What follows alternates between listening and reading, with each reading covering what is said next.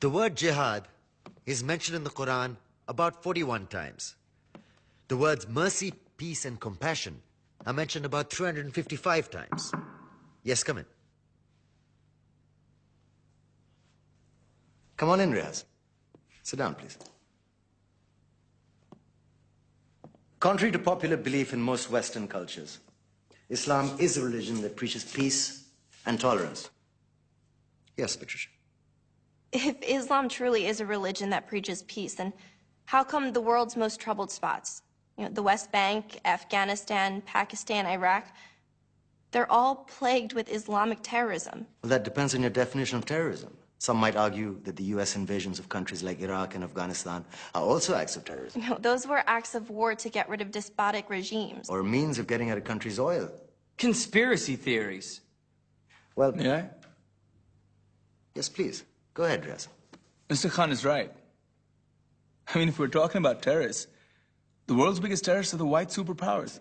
Come on now. No, really, stop and think about it. Explain 9/11. Okay.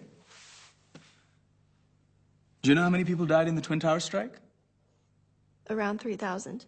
And do you have any idea how many people died in the bombing of Afghanistan? Take a wild guess. More than 15,000 people died. And that's just conservative figures.